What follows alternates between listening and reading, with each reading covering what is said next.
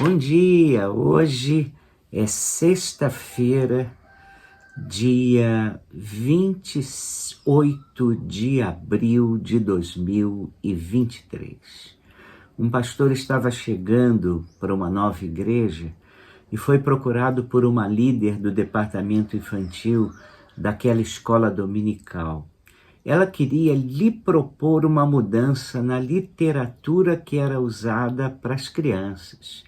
É que, segundo ela, a que usavam naqueles dias falava muito de sangue, de morte, e ela temia que isso traumatizasse as crianças. Realmente, o sangue ocupa um lugar muito importante na teologia cristã. Eu não sei como ensinar a Bíblia às pessoas sem falar de sangue e de morte. Já no início do livro de Gênesis temos Deus matando um animal para vestir o primeiro casal, e que com a entrada do pecado do mundo se descobriu nu. Sem contar que no Antigo Testamento todo o povo de Israel trazia para um único lugar, o templo, animais para serem sacrificados. É por isso que havia uma escala ininterrupta de sacerdotes e levitas para que o clero atendesse à necessidade de toda a população. E há até relatos bíblicos de dias especiais em que foram mortos milhares de animais e todos os levitas e sacerdotes convocados para trabalhar. O templo era um verdadeiro matadouro. Temos ainda os livros de Levítico e Hebreus na Bíblia, cujo tema principal são os sacrifícios. E essa ideia de sangue vai permeando todas as Escrituras, até que finalmente lá na carta aos Hebreus, ela nos diz assim: sem derramamento de sangue não há remissão. Hebreus 9, 22. Então, não há como você ler ou ensinar as Escrituras Sagradas sem considerar o papel do sangue.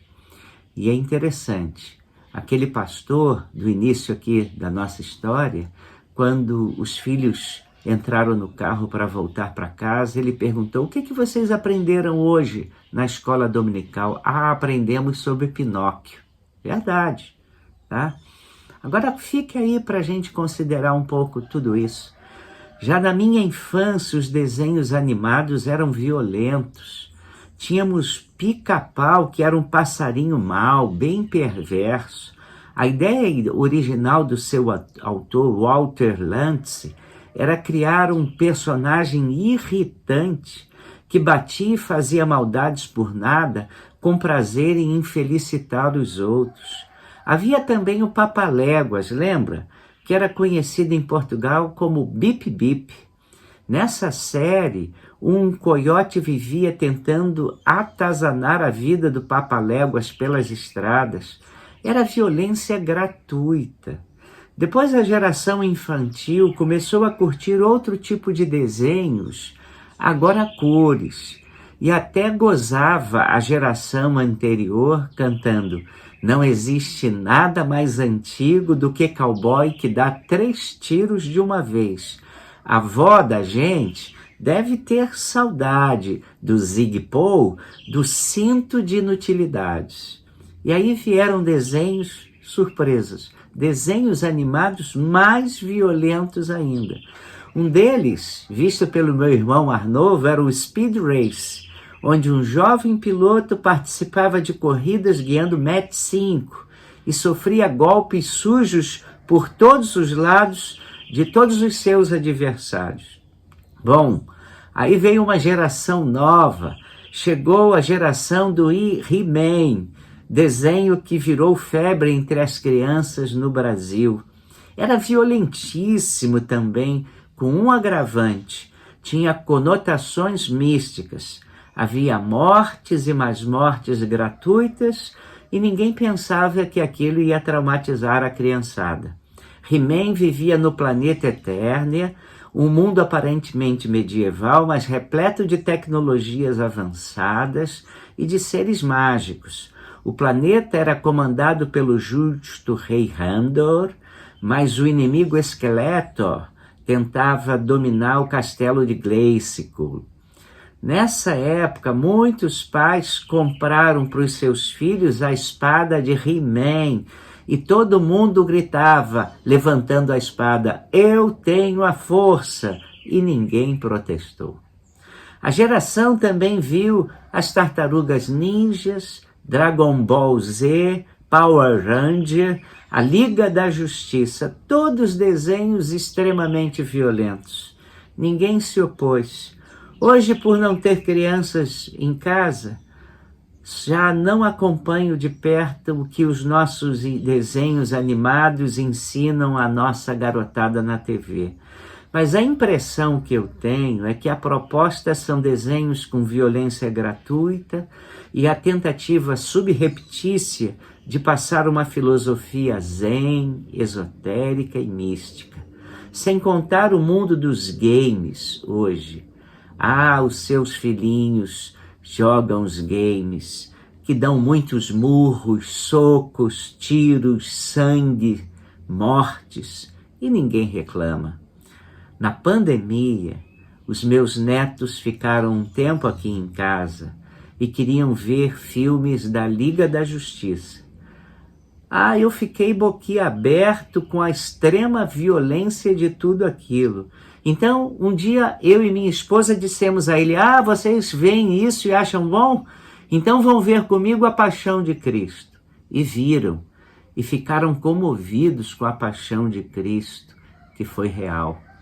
Eu não tenho saudades do Zig-Paul nem do cinto de inutilidades, mas desde cedo aprendi sobre o amor de Deus revelado na cruz, no sacrifício de Jesus Cristo, e não fiquei minimamente traumatizado. Aliás, a minha geração, gerações e mais gerações aprenderam isso e foram beneficiados com filhos equilibrados, pacíficos, desejosos de viver uma vida de amor, uma vida solidária, como Jesus nos ensinou, amando o próximo e vivendo uma vida agradável aos olhos de Deus.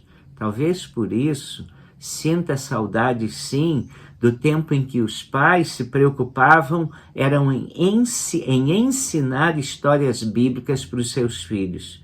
E falando assim do amor de Deus e falando sim do sangue de Jesus, contavam a respeito do grande amor do nosso Deus misericordioso por nós.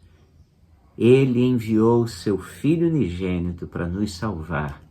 E quando esse Salvador entra na nossa vida, a nossa vida torna-se uma vida construtiva, uma vida que procura agradar a Deus, ser bonita para Deus, mas também abençoar os outros. Pense nisso.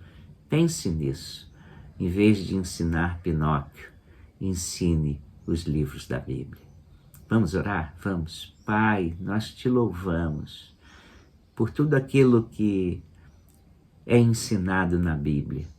Esse livro santo nos ensina a sermos pessoas melhores, a olharmos para o próximo com amor e a olharmos para Deus com temor e obediência. Que esse ensino esteja gravado no nosso coração. Deus, é verdade, o sangue é a moeda do mundo espiritual, mas o sangue de Jesus Cristo é a maior bênção a ser contada para o mundo. Há perdão, há amor, há um Deus que nos ama e quer entrar em nossa vida e nos salvar. Obrigado por tão grande amor. Ajuda os nossos pais a ensinarem aos seus filhos sobre esse Deus tão misericordioso. Oramos em nome de Jesus. Amém. Tenha um final de semana abençoado.